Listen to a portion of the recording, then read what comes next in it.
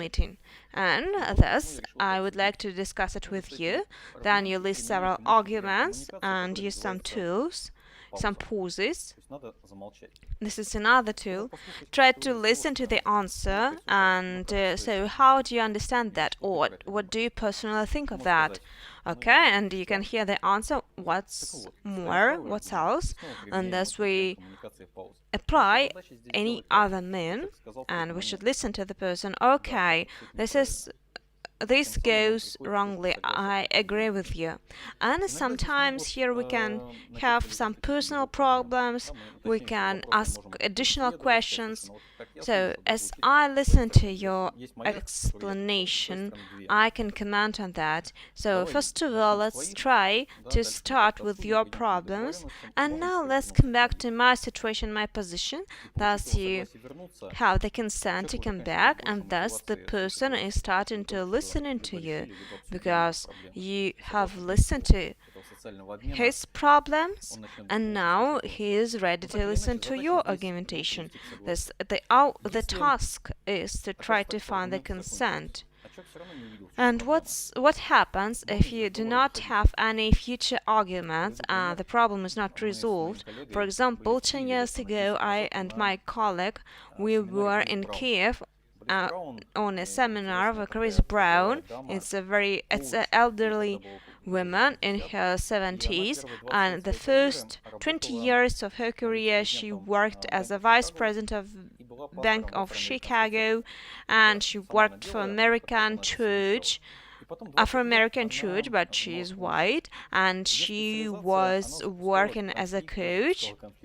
She launched a dialogue between the parts which have conflicts, like with the various kind of argument between organization and some people. So we had a group discussion during the seminar, and in my team, my colleague Slava, he decided to represent our team, and he's quite big. He weighs 130 kilos with a height of 187 centimeters. So this is not really this way, and thus he tells, I don't agree with that. I would try to explain that in the other ways. No, I don't agree with you still. Let me put it this way. And then Chris Brown, what she did. Slava, do you know, probably I cannot at this very moment to find the right arguments to explain my position very clear. Give me some time and I will come back to you later. And the reaction was very interesting. So he was quite stubborn, and it's like Aikido, if you know what it means. And what's interesting, he told me that, and Alex, I started some kind of reflection. I started to reflect of the situation. I am not a dull person. I have too high education. I'm a psychologist, so I do not understand what does this lady mean. Am I the only person who does not understand the situation? And during the coffee break, he approached Chris and she explained to him, yes, this is what I meant actually. And this is very interesting. If it doesn't mean that if you go out of the conversation, this person will understand better some ideas. This is a very typical situation. To try to find the right arguments to explain the problem and what to do with the problem. So if you are lack of arguments, you need to tell the reality, the things that you see, and you go out of the conversation and you take some time. And if the person agrees to you, you are trying together to find the right solution and the right two options. Try to put it this way, try to suggest your solution, or try to ask him, so how shall we solve it? And what is the difference? What do you think? The difference is in the responsibility, and it is based on the choice. And when the person should choose something, that he is responsible for this choice. I would love, for example, to ask you, or to tell Olga, my colleague, please When we have the webinar, please try to put notice of everything that is going on here. And she would write something, but it would be pretty formal.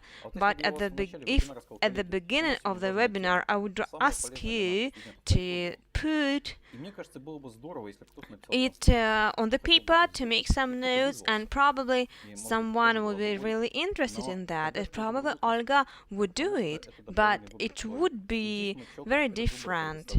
So the thing is that the person must take the responsibility. And what if we are not satisfied, if we are not okay with the solution regarding the architecture, for example? We can start in criticizing people, and or we can see it differently. This is another technique. So let's put it this way. Yes, this can work. Or what should we do to try again the situation with the architect to make the load up to 3 times? And if this idea will be ready, this means that the idea still is his, and this idea works. And the last one is the fixation, and who, what, when they will do. People do what you expect, and for you to control that, it is very important to make it pretty clear who, what, and when will do. And in every meeting, you can from time to time discuss it. Okay, dear colleagues, we have discussed it pretty well, but I haven't got it in the right way. What have we decided? And people are starting hating you because they have to take responsibilities, and not everyone likes it, but thus you can put it clearer, where it will go not in the right way. So, in a week, for example, after this meeting, we meet each other once again and we discuss and say, how was it? Okay, but we agreed, but we thought that you will do that, you will perform that, but no one did a thing, so thus a week of time is lost. And the last point here, the control. If we started to conduct ourselves, to operate in the way, we need to understand how to evaluate the results of the work. Yes, he explained us, he started some argumentation, but we haven't noticed what to do. So, this is what I meant actually. And thank you that you have seen it and you put it this way now.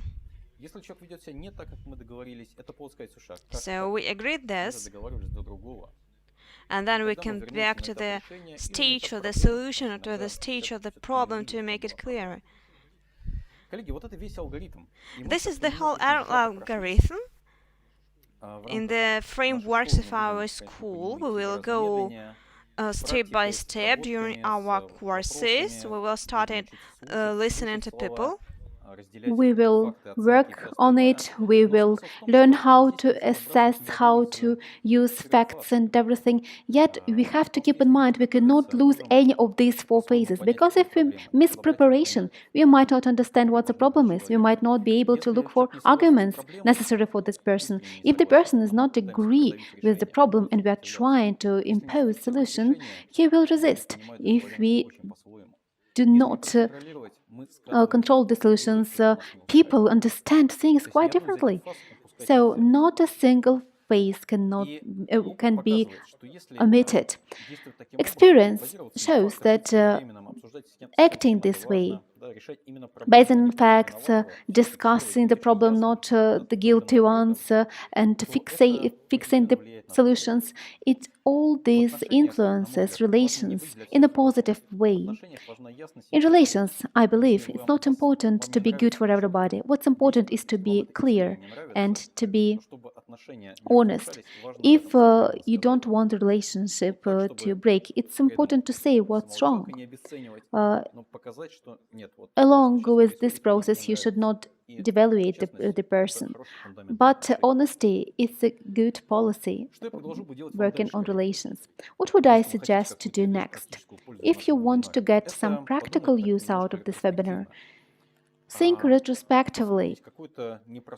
Think back to a difficult conversation from the recent past. Look at it and try to notice what principles of constructive communications were violated. What was wrong? Where did it fail in terms of the algorithm? Maybe at the point of setting a problem. Maybe you didn't hear the person and his reasons. Maybe you didn't agree on solution. Maybe you didn't agree on the problem. Maybe it was your solution, not his. There is a little difference when you get to top management. Of course, you cannot just bring up the problem and say, so what are you going to do? Of course, you need to suggest a solution. We're going to talk about it later. But retrospectively, looking at the situation, try to find out where did it go wrong. If you have some next difficult conversation, try to prepare yourself according to these 4 phases. Try to see why people act in this way, what is their aim, and try to find the reasons for his changing of behavior. The point of view of the other party is important. Find multiple arguments, and I think it will be a good practice after our webinar. Dear colleagues, in fact, that's all I wanted to tell you today. I see that we've got only 5 minutes before the end of our webinar. Thank you for your attention, for you being with us online today, and I will be happy to see you in our next webinars. We're going to speak about setting, controlling tasks and delegation. We're going to talk about how to monitor the state of the team and bring team feedback if it resonates with you, if it rings the bell, and if it's interesting for you. We are waiting for you now at Tetics.com school. We will be happy to work with you and help you to come to these changes you need. Thank you very much for your attention.